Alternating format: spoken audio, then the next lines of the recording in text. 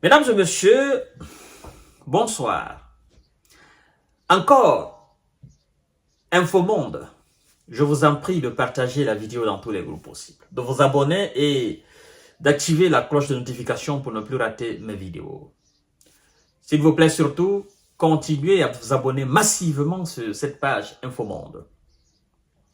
Oui, on dit souvent que quel que soit le temps mis par l'obscurité, quel que soit le temps mis par la nuit, le jour finit toujours par apparaître. Qu'est-ce que je veux dire par là? Je veux dire tout simplement que quel que soit le temps mis par le mensonge, la vérité finira toujours par éclater un jour.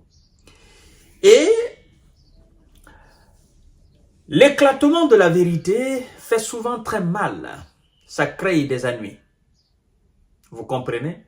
Au début, on nous a parlé de la Légion internationale. La Légion internationale. On nous a dit que des vétérans de guerre sont venus un peu partout de l'Europe et de l'Amérique pour assister les hommes de Zelensky sur le terrain. Petit à petit, la version a changé. On nous a dit tout récemment qu'il y avait déjà des troupes otaniennes sur le terrain. Je fais allusion naturellement à la déclaration du Premier ministre polonais.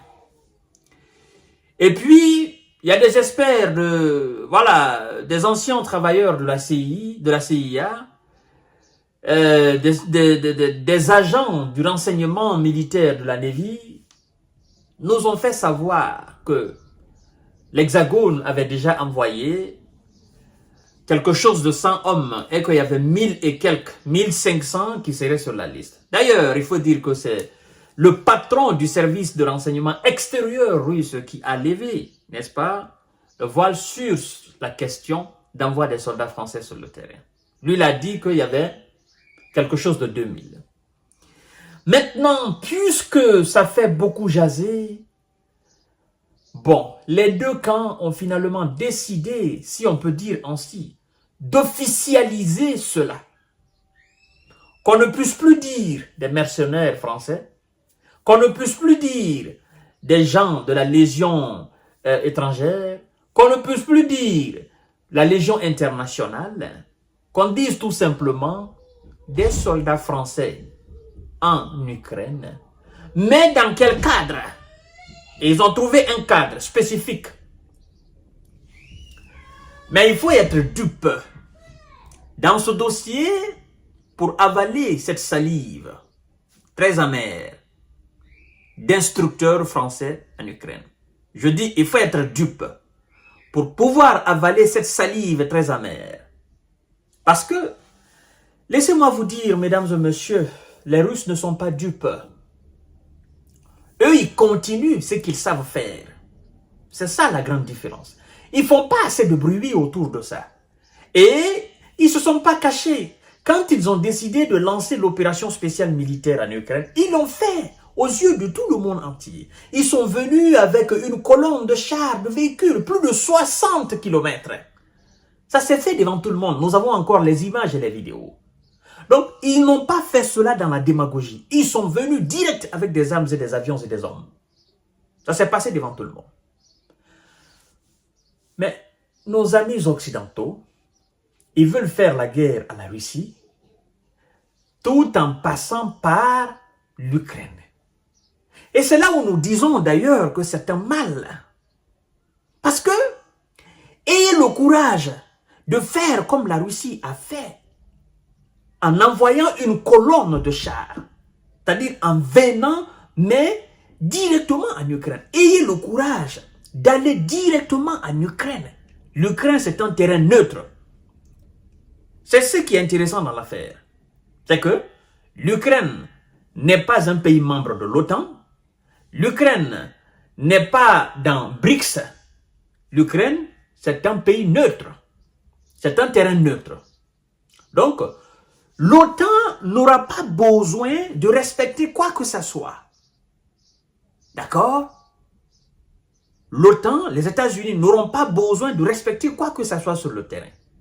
Parce que la Russie fait ce qu'elle veut. Mais pour faire cela, Il faut sortir de cette peur qui anime les Occidentaux. Il faut aller droit au but. Maintenant, on nous dit que c'est le commandant en chef de l'armée ukrainienne, M. Oleksandr Syrskyi, qui nous dit d'ailleurs qu'il est très content de la signature, n'est-ce pas, des documents qui authentifient l'envoi des soldats français sur le terrain. Vous comprenez? L'envoi des soldats français sur le terrain. Je dis bien des soldats français sur le terrain. Parce que qui dit instructeur? Un instructeur, c'est un militaire. Un instructeur dans l'armée, c'est un militaire. Vous comprenez? Donc, il ne faut pas que les termes vous fatiguent trop. À ma connaissance, je ne vois pas un civil instructeur qui forme des militaires. Non, un civil qui forme des militaires, un civil instructeur. Je dis à ma connaissance, à mon petit niveau. Pour le moment, tout ce que j'ai connu comme instructeur dans l'armée, ce sont des militaires. Des militaires, des officiers même, de haut gradés même, si je ne me trompe pas. Donc, ce sont des militaires. Donc, qu'on dise maintenant instructeur ou pas, ce sont des militaires qui vont en Ukraine. Qu'est-ce qu'ils disent par rapport à cela? Mesdames et messieurs, partagez la vidéo dans tous les groupes possibles. Oui.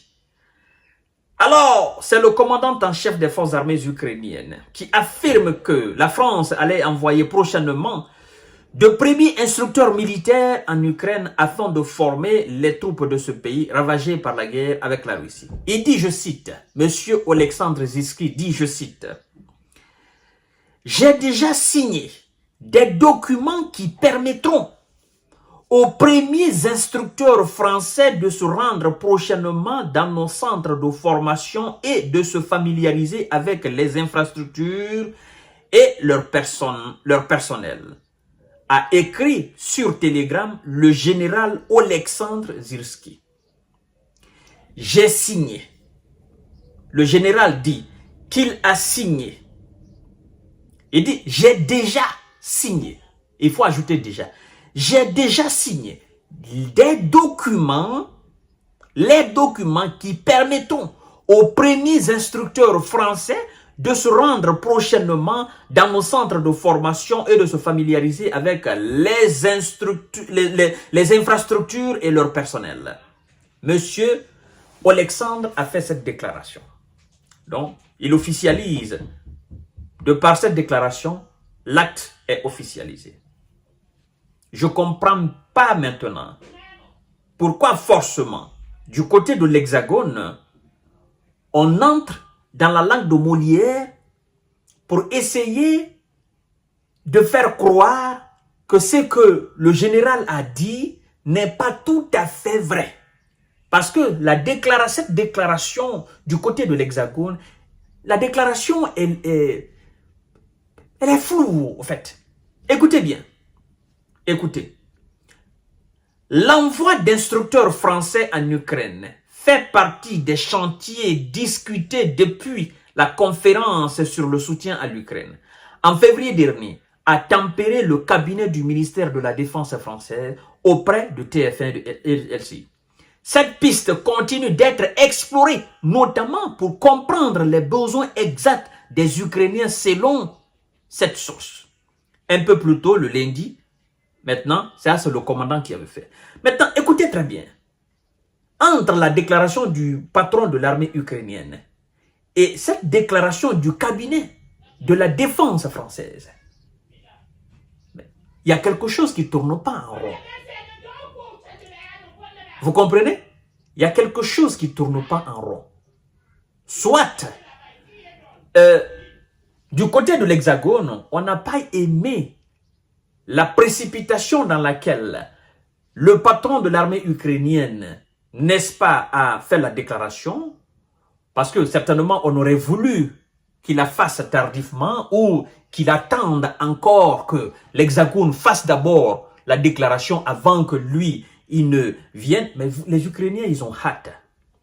Tout ce qui leur permet, selon eux, de vendre la peur aux Russes, ils le feront. Parce que peut-être, selon le général, en faisant cette déclaration de l'envoi des soldats français, instructeurs comme ils appellent en Ukraine, peut-être que la Russie va avoir peur pour dire « Oh, ils vont envoyer des instructeurs pour former. » Peut-être selon lui, ça va être comme ça.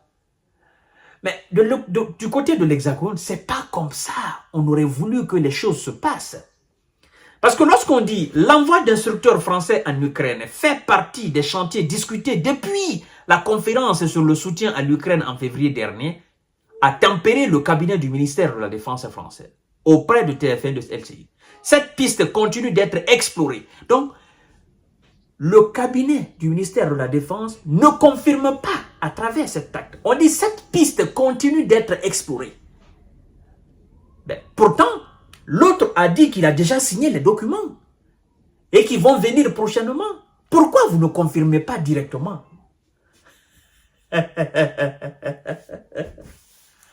Ne soyez pas dupes, ne soyez pas bêtes. D'accord?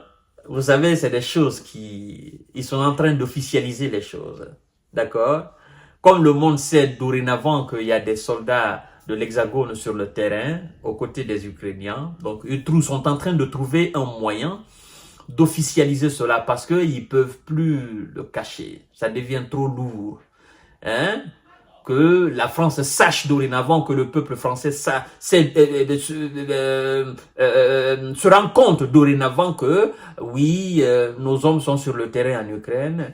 Donc, voilà.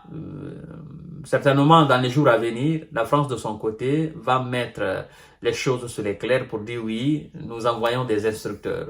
Mais bon, qu'on envoie des instructeurs ou pas. D'abord, on envoie les instructeurs pour aller former des militaires, n'est-ce pas?